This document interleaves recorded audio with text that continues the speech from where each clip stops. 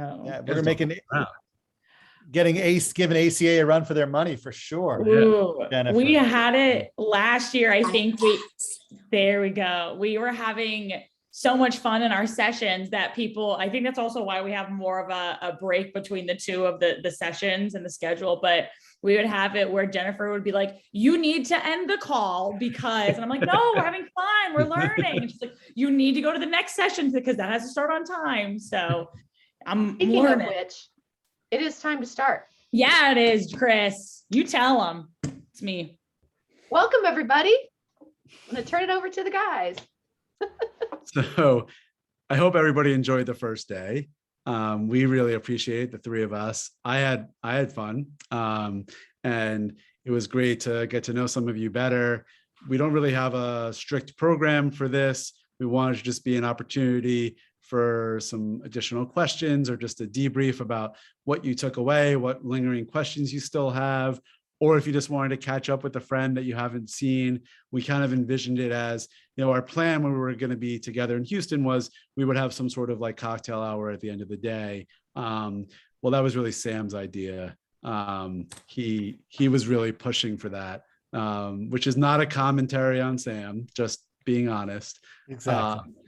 He's got a couple kids at home. He was excited to be out and about. So we just wanted it to kind of just be an opportunity to connect, to talk, and no real vision and direction. Just what did you take away? What other questions did you have? And let me know, or let us know what else we can do for you. And I'm sure Sam will have some wisdom, and then Daniel will tell us to behave. Well, absolutely. I thank you, Dave, for putting on the spot. I think the catalyst behind this was the opportunity just to network and connect and to socialize together, that we don't have the opportunity. Many of us are located all across the country. And although MJ and I were just unpacking that the loss that I have when sessions went virtual was the loss of the in-between session hallway conversations, the ability to walk together, unpack together, having cocktails, mocktails, just to be together, because that's where the real learning is. Hopefully the conversations and sessions spur an idea or a thought-provoking or engaging in a different way, but it's the unpacking, it's the dialogue amongst each other, sharing similar wound stories, survival stories from virtual to not virtual, the time when that virtual program failed horribly, and then what did we do to recover, and talk about other ways. And just as camp professionals, we create community for others. Camp conferences are our own camp where we get to build and be a part of that community. And I am missing that. But although we're going to try to create it here, and I actually apologize, I have to jump off, but we'll join in shortly again. But just want to thank you that the vision behind this was a chance for us to create our own community together. Thanks, Sam. Thanks, Sam. That's why I brought you on. So eloquent. Mic drop. There it is. So everybody have a good first day. There's a lot of talk about cocktails. Oh, wait, that's just Jennifer. Yeah, believe it or not, we have a couple more hours of sessions, but we are going to break in a little while and have our cocktail mocktail. It's mocktail depending on what coast you live on, right? Unless you drink at work, then it can be a cocktail. Well, working from home, who knows? That's right. It's a mystery. Anybody want to share like one takeaway from today, or one thing that came, I was saying in one of my sessions that typically when I go to sessions, which is not as often as I used to, but just sitting there would make me think of like an idea, something would pop in my head that might even not be related to what the session is about. Did anybody have any of those moments today so far about just something, I really want to do this when I get back to camp mode? Come up for anybody, or if not, then we failed. Hi, it's Michelle. I have something. Hi, Michelle. Hi. There's something that you had said at your session, which to me was really right on target to help. I oversee day camps for kids with cancer. And so I work directly with the camp directors, who then in turn work with their camp staff, et cetera. And I've seen a lot of stress amongst them in terms of being able to negotiate some of the issues that their camp staff are having. And the one piece that you put out there today that was just so on target for me was at staff development, for a camp director to let the staff know what their job description was in terms of building that trust and building that expectation of how they could work together as a community, and how the information can flow to the betterment of the campers and the staff together. And I thought that was a piece that I have never heard before. And I've been doing this for a number of years, you could tell by the gray. And so I thought that was absolutely excellent, because it certainly is a piece that builds trust, and it's something I'm going to pass on to all of my camp directors that may not have been on this session. Yeah, I mean, thank you for that, Michelle. I appreciate it. It is something I talk about a lot. And I also had never heard anybody, I'm not trying to be, immodest, but, I always struggled with that, right? As a camp director, when I was still a camp director, that it took me a long time to realize that people had no idea what I do. I was a day camp director. People, they saw the buses go home every day, but they didn't know that I sat at my desk with white knuckles until 6 o'clock at night, right? Waiting for those buses to get home safe. And Right. that 50 parents called every night because the buses weren't home on time. Or they didn't know that I, was in charge of ordering, 3 weeks of ice cream at a time. And there was a day where I left the ice cream freezer open and it cost us $60,000 because I left the door cracked, right? Like they don't see that. They, especially in a private camp where I come from, they saw, 700 kids paying lots of money, and, oh, you guys just must be rich and live the life. They didn't know that in the winter we're dealing with broken pipes and wells and trying to get the pools to, they have no concept. So I think sharing all of that with staff makes you human, and makes you part of the group, as opposed to some figure looming, at the front of the room. To me, it's been super important. Oh, I'm sorry, Dave. No, go ahead. Did you see there's a comment in the chat from MJ that she said, someone said as directors, we were mini mayors, and she really liked that concept. And the first time I read that comment, I thought it said someone said as dictators. I think that's a mayor's job, right? Isn't a mayor's job to go shake hands and, report back as to what happened at the council meeting, right? And what actions they're going to take. I like it. Yeah. I don't like to think of myself as a mini mayor. I think I'm more important than the mayor, but. So one thing that I really liked, and it was actually a comment made by a member of Camp Tecumseh about getting stakeholders involved with their strategic planning a little differently than they had in the past. And so camp it's a side gig for me for fun, right? I have a real job, and the real job is overseeing a trauma center.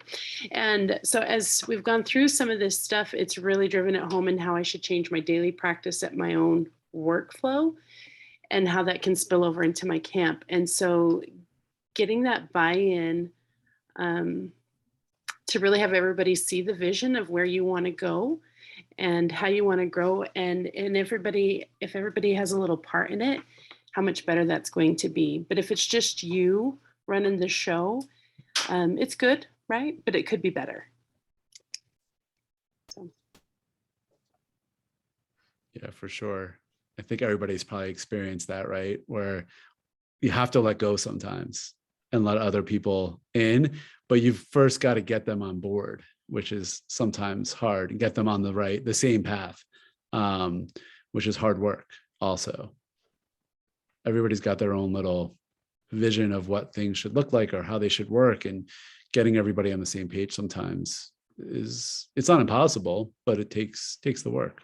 Well, I also really appreciated sharing the why with the better language. Mm-hmm. And how just a change in how you present something with words elicits a different response and an emotion. Yeah, I could just praise your little language slide that you had, because that was really awesome. Jennifer, you're listening, right? All this positive feedback. Okay. Please don't give his head to be bigger than it already is. My job in life is not to be like, you guys are too much, but to be say, Dave, like, all right, come down a few notches. We're fine. I don't know what you're talking about. Dave, I'm going to come, or Daniel, I'm going to come to one of your sessions and then I'll build you up too. I'll make your head really big. Oh, he doesn't need it. Don't worry. I'm equal. I'm equal to sharing my praise. Come on now. Thank you. Well, if we love Daniel and we love Dave, I do want to say, I think if I remember correctly, it was Sam in talking about setting priorities in one of the first sessions. He said something that really stood out to me. And he said, the times that I didn't ask for help are the times that I failed. And as someone who does not like delegating or putting trust into others in this, as the mini mayor of my town, that was something where he said that, and I kind of zoned out for a little bit, thinking back on the times of where I didn't feel as successful in programs or in an assignment or project. And I definitely feel like that was one of those where I was trying to like sweep things under the rug and hide it, or working longer hours. And so that one really hit home earlier today. Yeah, I think we're all guilty of that, right? Like, a lot of times, I think, especially in the camp environment, because we all have a vision of how we want things to go, right? And taking the time to explain that to somebody is wasting time, right? And if they don't get it, then I'll just do it myself. That's something that I'm guilty of over and over again. And even though I've recognized it and tried to change it, I still find myself doing it, where I try and explain something to somebody and they don't get it. I'm like, you know what? I'll just do it myself, which is probably not the best approach, because we want to help other people grow, and we're putting too much pressure on ourselves. Yeah. So that's great. Yeah. I want to jump in real quick with that too. We've had a lot of staff turnover the last few years with our organization. I think, through the pandemic and as people grow out of camp and things like that. And so that's also been one of those where it hits home in that thing of, if we're not sharing with others, because we're afraid to trust that they're going to stick around, and that building that bench then becomes, it can get really deeper in here, but adding on to that of, it's easier to do it myself because I know that I did it last year and I'll do it next year, but I don't know. But it's like counterproductive, right? Because right? I feel like if we told those people, right, if we shared with them, they might stay. Let's hope. I've been trying this whole season. So well, I think the other thing is, if we don't ask them for help, they're not going to ask us for help either. And so that's a mutual trust relationship in terms of being able to help each other and work as a community. Jennifer pointed out that that's something she dealt with early in her career, because she wanted to prove to others she was capable of meeting expectations, and not asking help was a pride thing for her. I would just piggyback onto that too and say that it may, like, I've had that as well, where I don't want to ask for help because I don't want to put more on other people. But then when I do everything, people think, they think I'm superhuman, which is true, but it's also good for them to perceive me as maybe human, because then I can hide out better. Just kidding. But if they perceive that I'm human and flawed, then it's okay that they're human and flawed, and not everybody has to be perfect all the time, because that's just it's toxic to have that atmosphere where everyone has to be perfect. We have to forgive each other for our flaws. I think by including people, they feel valued and they feel like they contribute if you involve them. Makes them have more personal worth, I guess. Yeah, I'm going to talk about this more, I think, tomorrow. I talked about a little bit today at one of my sessions about ego. We all have egos, and we have to lose them in the positions that we're in. And that's a big part of it. We have to remember that there's other people that are capable and are able to do things. And it's hard to let go, because we do, sometimes it's pride, sometimes it's who knows. But to me, it comes down to ego, and that's part of being a good mentor, a good boss, a good leader, is recognizing your ego, confronting it, and letting it go, which is so hard. I know I just made it sound really easy, but it is not. that wasn't helpful, but just threw it out there anyway.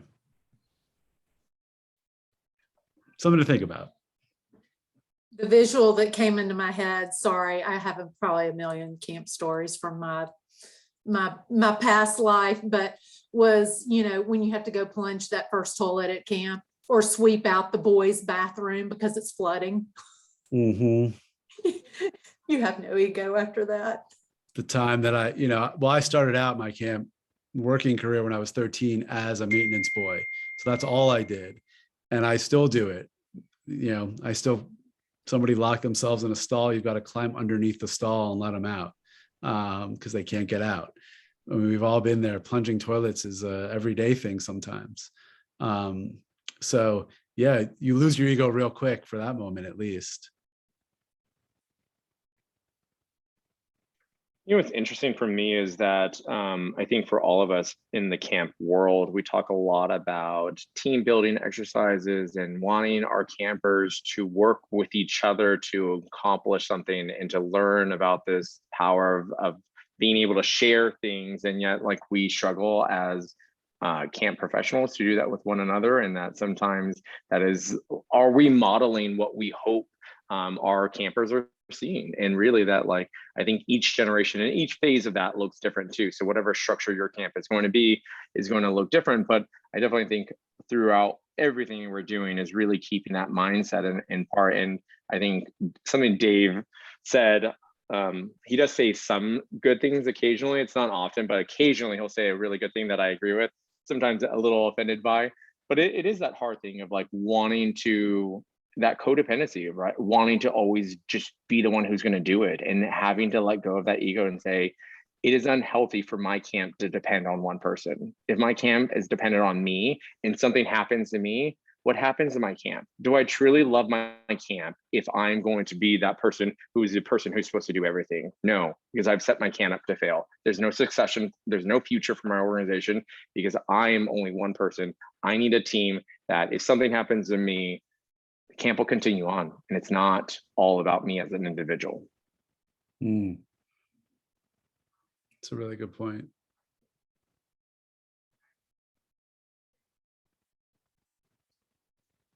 Anybody have anything else they kind of took away from today? We're getting really deep here. This is a lot. I'll just chime in here quick. I've been in my position. I'm 24 years old, 8 months into my first position as a camp coordinator. And so to be a part of, like, I appreciate that. Thank you so much. To be a part of a community. I was introduced to Rich Brunding, like, right away, like a month in. And so that was like, boom, camp positive energy. And so to be a part of that community has been really helpful and really supportive. And so it's really good to start seeing some faces and hear people's stories and hear the things that they've learned over, 10, 20, 30 years they've been in the camps program. It's been very helpful. So I appreciate you guys sharing your stories. That's great.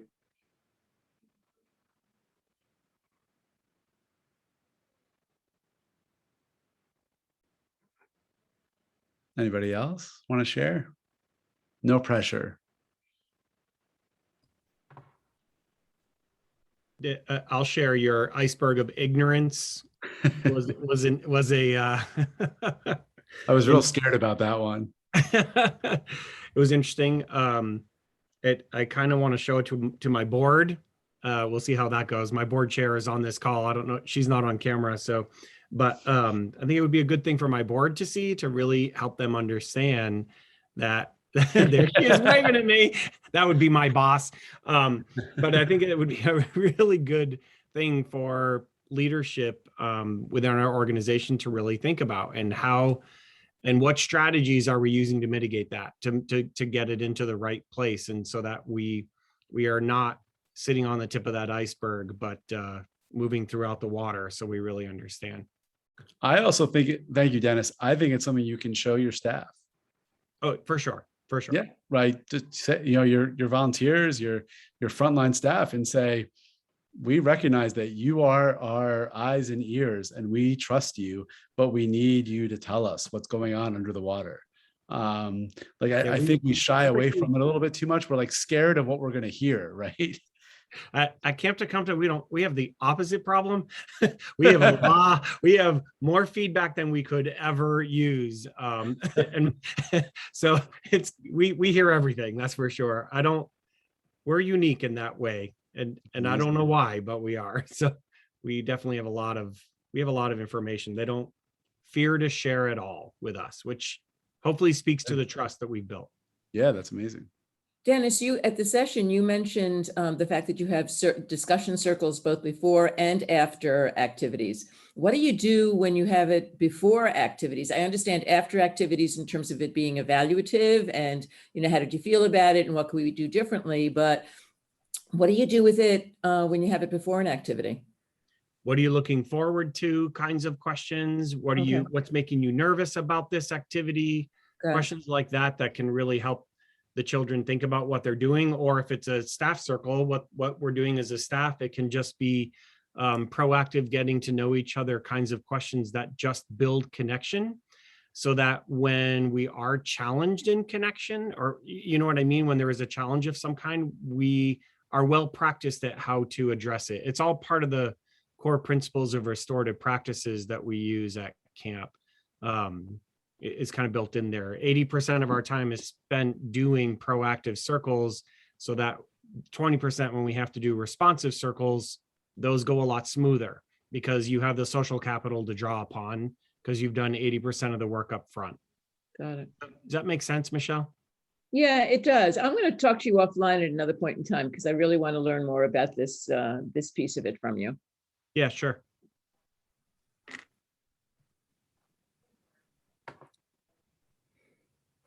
We have about 10 minutes left.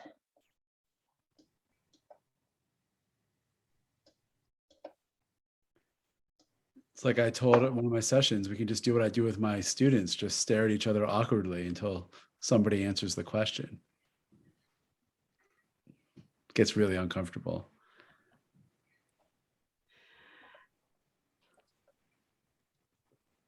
Michelle, I'll post a quick link to RP just so that you can see what I'm talking about.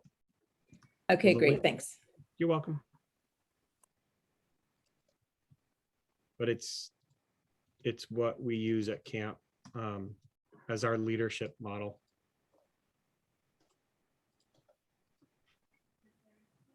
Super, thank you. You're welcome. If I can grab it, hold on. Yeah. We're all staring at the chat, eagerly waiting. Waiting for it to pop up. I know. It's like watching those 3 dots on your cell phone, right? I know.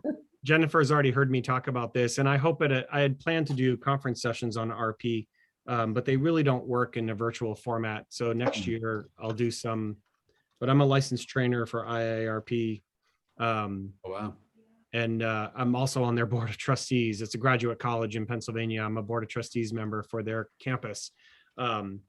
But I've trained our full community at camp, and parents and campers are the next group that we are working with to really kind of build this throughout the organization.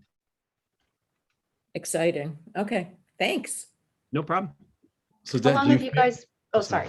No, go ahead, please. I just was going to ask Dennis how long they've been doing this kind of work with their camp.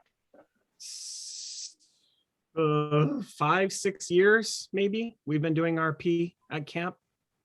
More focused on the responsive than the proactive, but we're really diving deep into the proactive, even to the degree of our board of trustees. Rosemary is the board chair. She can speak to this, but our board of directors are actually using RP as their format for their board meetings now, trying to build better connection within the board itself too. But yeah, 5-6 years. Rosemary, does that sound right? Somewhere in there. I think it actually is a little longer. Is it longer? It's Yeah. when Stacey and I did that first training years ago. I don't remember when that was. Yeah.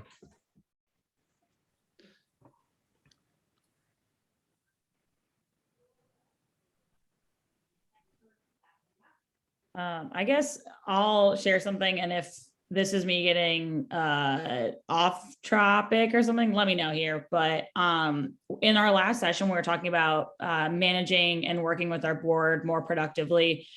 We had talked about the signing letters, knowing their birthdays, hey, I saw this thing. But I'm also someone who's like very private, and I want to have a boundary between my personal life and my camp roles and things like that. I don't, it's more than a 9 to 5, but how am I creating these relationships without divulging too much into that, or if for them, if this is them showing up as a volunteer job, how am I respecting that boundary of, I don't want to talk about my kids. I don't want to talk about this. I'm here for your camp, and like, that's it. I don't know you when I see you outside at a restaurant, like boundaries, but also connection.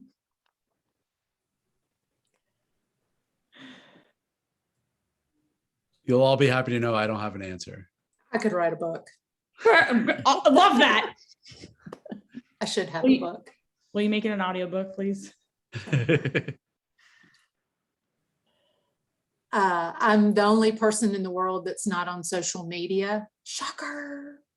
Yeah, you are. I'm on LinkedIn, and a long time ago, I chose when I was running camps at Smile a Mile to separate myself in that way, because I didn't want to have to be befriended by campers, parents, volunteers. I needed, when I left the office at the end of the day or left camp, I needed to be able to leave it and not feel like, this is terrible to say, but as a camp director, you have to be on sometimes, and you must be off, and so I needed to be off when I was off. And so people laughed at me. I didn't care. They probably still laugh at me. I don't care, but that's just who I am. And that's just how I have preferred to be. I think that it is a healthy thing. You've got to have those boundaries in your life in many different areas. And for me, it has worked. And I will say I have watched colleagues struggle and have many difficulties in this area. And I've even had some say, gosh, I wish I'd just been like you and just from the beginning, not, just said, don't text me at 9 o'clock at night. I don't text them. And so they learned not to text me, but it's a tricky wicket for sure. But for you to be MJ, who MJ is, because all of us are not our job. We are not our role. We are not our position. We are people, and we have lives, and we need to have lives outside of camp. Okay, I'm off my, pedestal, whatever now. I'm going to go back to, people are tired of hearing this, but I think it's about just being honest and transparent. And, obviously you're good at what you do, and, you have a passion for it. And if you're bored, or whoever it is recognizes that in you, they'll respond positively to you saying, this is where I want to draw the line. I mean, in more elegant language, obviously, prepare for it, but say, I love my job. I love being here.